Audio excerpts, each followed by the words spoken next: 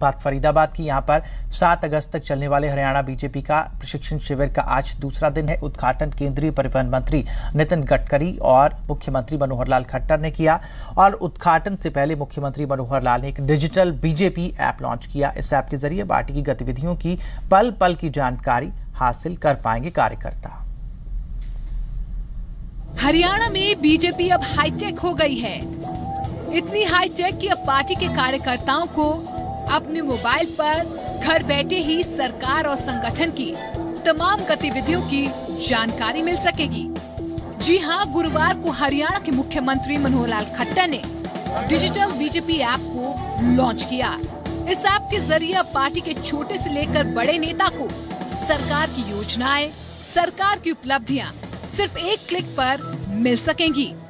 इसके अलावा संगठन की गतिविधियों को लेकर भी कार्यकर्ता अपडेट रहेंगे। डिजिटल बीजेपी ये आज एक ऐप का उद्घाटन किया है और इसके माध्यम से मैं समझता हूं पार्टी के कार्यकर्ताओं को सामान्य तौर पर जो अभी तक जानकारियां नहीं मिलती थी वो सब जानकारियां सरकार की उपलब्धियां हैं अथवा और भी जो जानकारियां उनको मिलनी चाहिए ताकि समाज में जनता में उन चीजों को लेकर के बता सके। मुख्यमंत्री मनोहर लाल खट्टर ने इसके लिए देश के प्रधानमंत्री नरेंद्र मोदी का शुक्रिया अदा किया है। उनकी डिजिटल इंडिया मुहिम की तारीफ की। साथ ही सीएम ने अरविंद गुप्ता को भी धन्यवाद कहा। अरविंद गुप्ता बीजेपी की आईटी टीम के इंचार्ज हैं। और एक ये नई शुरुआत करी गई है कि पार्टी के बिल्कुल मंडल लेवल से लेकर डिस्ट्रिक्ट लेवल और स्टेट और नेशनल को कैसे जोड़ा जाए और अपने कार्यकर्ताओं को एक ऐसा एम्पावरमेंट दी जाए कि वो अपनी रोज की जो घटनाक्रम है, रोज के जो कार्यक्रम है, वो नेशनल लेवल लीडरशिप तक पहुंचाएं और national level leadership, state level leadership पे जो काम हो रहे हैं, जो गवर्नमेंट में काम हो रहे हैं, वो सब हमारे जो मंडल लेवल तक कार्यकर्ता है उन लोगों तक जाएं, जनता तक जाएं ताकि वो आगे उसको फैला सकें। आपको बता दें कि हरियाणा देश का पहला ऐसा राज्य बन गया है जहां कार्यकर्ताओं को ऐप के जरिए अपनी सरकार और अपने संगठन की जानकारी मिलेगी। इस ऐप में पार्टी का मैनिफेस्टो, पार्टी की प्रोग्राम, पार्टी की उपलब्धियां और भावी योजनाएं शामिल की गई हैं। कुलबीर दीवान के साथ ब्यूरो रिपोर्ट, जी मीडिया, फरीदाबाद। गुरुग्राम में लोग बीमारियों वाला पानी पीने को मजबूर हैं और स्वास्थ्य विभाग की एक रिपोर्ट में खुलासा हुआ है कि गुरुग्राम में 75% पीने का पानी दूषित है। वहीं ये दूषित पानी पीने के लिए लोग मजबूर हैं। दरअसल गुरुग्राम में सप्लाई किए जा रहे पानी के रंग को लेकर ये गाना फिट नहीं बैठता, क्योंकि यहाँ के पानी का रंग आप देखते ही पहचान जाओगे। मॉनसून का सीजन परवान पर है। ऐसे में साइबर सिटी में लोग शुद्ध पानी के लिए बाजार का रुख करने को मजबूर हैं, क्योंकि जन स्वास्थ्य विभाग, हुडा और नगर निगम स्वच्छ पेयजल उपलब्ध कराने के दावे और नारे तो खूब देते हैं, जबकि असलियत कोसों दूर है। खुद गुरुग्राम सिविल अस्पताल के सीएमओ जांच के दौरान अधिकांश पानी के सैंपल फेल होने की तस्दीक कर चुके हैं। अकेले जुलाई महीने में 65 में से 46 पानी के सैंपल फेल आए हैं।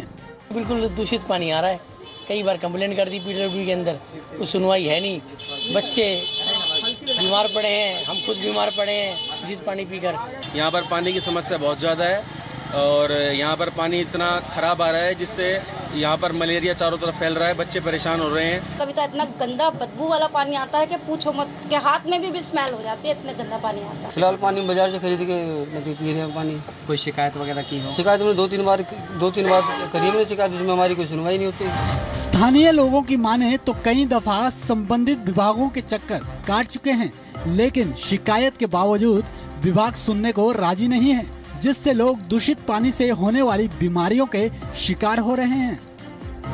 इसके लिए हमारे फील्ड में पूरे वर्कर्स इसमें सैंपल लेते हैं और वो जांच करते हैं और फिर बैक्टीरियोलॉजिकल को फिर वहाँ भेजते हैं। तो काफ़ी सैंपल्स हमारे फेल आए हैं, तो उसमें हमने इंस्ट्रक्शंस डिपार्टमेंट को दे दी है। सीएमओ के मुताबिक संबंधित विभागों को स्थिति से अवगत कराया गया है।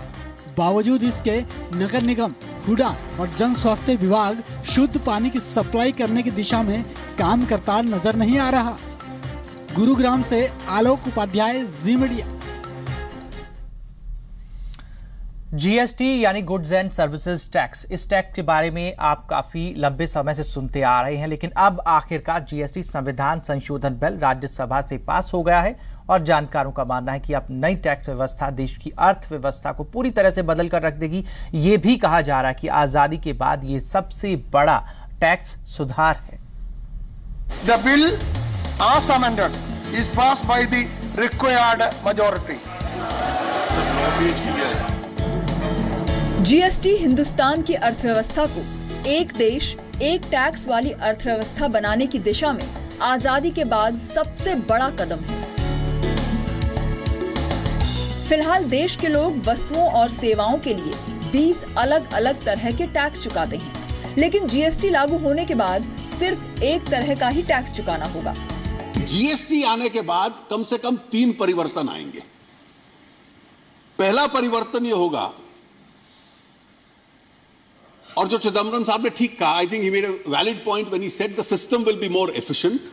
The second will be that there will be no cascading effect of tax on tax. आज अगर 6 स्टेजेस पे टैक्स लगता है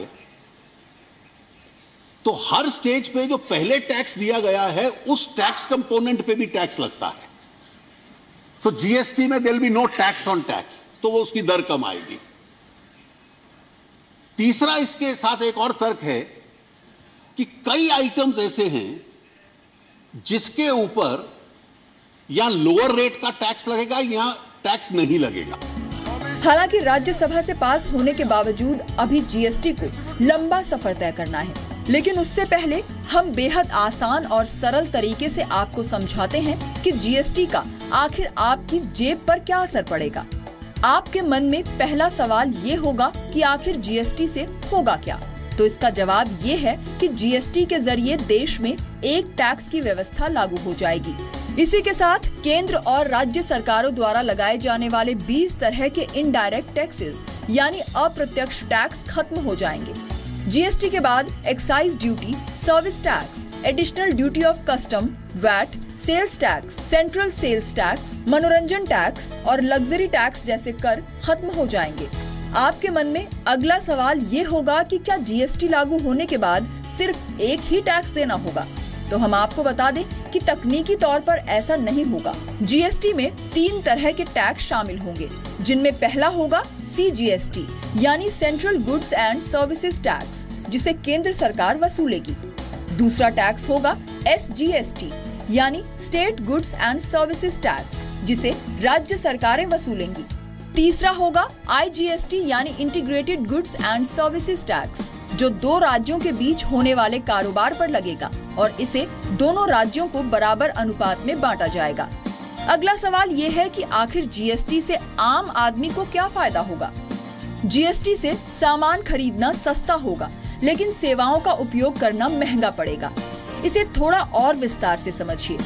अगर आप रोजमर्रा की जरूरत की चीजें जैसे मोबाइल, टीवी, फ्रिज, कार और वॉशिंग मशीन खरीदते हैं तो इसके लिए आपको कम कीमत चुकानी होगी। यानी मोबाइल और क्रेडिट कार्ड के बिल पर लगने वाला सर्विस टैक्स 14.5% से बढ़कर जीएसटी के तहत 18% तक हो जाएगा। ऐसा क्यों होगा? तो ये भी समझ लीजिए। अब तक आप अलग अलग सामान पर 30 से 35% तक का टैक्स चुकाते हैं, लेकिन जीएसटी की वजह से आपको सिर्फ 18% टैक्स देना होगा। आप ये भी सोच रहे होंगे कि टैक्स की दर 35% से 18% हो जाने पर तो सरकार को काफी नुकसान होगा, लेकिन हम आपको बता दें कि ऐसा बिल्कुल नहीं होगा, क्योंकि कई वस्तुएं ऐसी हैं जिन पर अभी काफी कम टैक्स लगते हैं। जीएसटी से इन वस्तुओं पर लगने वाला टैक्स बढ़ जाएगा। जीएसटी के तहत हर लेन देन की ऑनलाइन एंट्री होगी, इसीलिए तमाम कारोबारी बिक्री कम दिखाकर टैक्स की चोरी नहीं कर पाएंगे। सरकार जीएसटी का एक पोर्टल बनाएगी जिस पर पैन नंबर दर्ज करके आप अपना रजिस्ट्रेशन करवा सकते हैं। रजिस्ट्रेशन के बाद आपको यूनिक आइडेंटिफिकेशन नंबर मिलेगा और इस नंबर का इस्तेमाल करके आप एक बार में ही टैक्स की ऑनलाइन पेमेंट कर पाएंगे। आगे जो रोड मैप है, हम लोग प्रयास करेंगे कि शीघ्र से शीघ्र उसको पूरा करके जो प्रक्रिया चल रही है इसको लागू किया जाए। लोकसभा की दृष्टि से हम लोगों ने नोटिस दे दिया है, क्योंकि कुछ जो अमेंडमेंट्स एडिशनल की हैं राज्यसभा ने, वो लोकसभा में जानी होंगी। उसके बाद देश की 29 विधानसभाओं में यह जाएगा, और जब वो स्थापित होगा तो काउंसिल की स्थापना करने के बाद हमारा तो टारगेट होगा कि अगले सत्र में जो विशेष कानून लाने हैं उन कानूनों को हम संसद के समक्ष ले आए। राज्यों में जीएसटी बिल पास हो जाने के बाद जीएसटी काउंसिल की स्थापना की जाएगी, जिसमें केंद्र और राज्य सरकार के प्रतिनिधि शामिल होंगे जो बिल को अंतिम रूप देंगे। अगर ऐसा हुआ तो नवंबर में सरकार इसे लागू करने की घोषणा कर सकती है। सरकार की कोशिश है कि इस बिल को 1 अप्रैल 2017 से लागू कर दिया जाए, लेकिन विशेषज्ञों के मुताबिक कानूनी दिक्कतों की वजह से जीएसटी अगले वर्ष अक्टूबर या नवंबर तक लॉन्च हो पाएगा। दिल्ली से रविंद्र कुमार के साथ ब्यूरो रिपोर्ट, जी मीडिया। आज से रियो ओलंपिक का आगाज हो रहा है। देश में हर कोई खिलाड़ियों की जीत के लिए दुआ कर रहा है। वहीं पंजाब सरकार ने इस मौके पर मोहाली के हॉकी स्टेडियम में रन फॉर रियो का आयोजन किया, जिसमें हिस्सा लेने के लिए बड़ी तादाद में युवाओं समेत हर वर्ग के लोग पहुंचे। ये हम आपको मोहाली की तस्वीरें दिखा रहे हैं किस तरीके से पंजाब सरकार ने रन फॉर रियो का आयोजन किया। आज से ही रियो ओलंपिक्स की शुरुआत हो रही है। 5 से 21 तारीख तक ये सिलसिला चलेगा और यूथ जो है इसको लेकर काफ़ी एक्साइटेड है। और आप देख सकते हैं कितनी बड़ी संख्या में यहाँ पर युवा वर्ग जो है पहुँचा है इस रन फॉर रियो में हिस्सा लेने के लिए। रियो ओलंपिक गेम्स का आगाज हो चुका है और आज होगी तमगों की दौड़, लेकिन उससे पहले मोहाली में हो रही है रन फॉर रियो। और यहाँ पर जो खिलाड़ी हैं वो इंडिया टीम के प्लेयर्स के लिए, जो इंडिया को रिप्रेजेंट करेंगे, उनके लिए दौड़ लगा रहे हैं। और हमारे साथ कुछ खिलाड़ी भी हैं। आपसे पूछते हैं कि क्या लगता है कि टीम इंडिया जीते?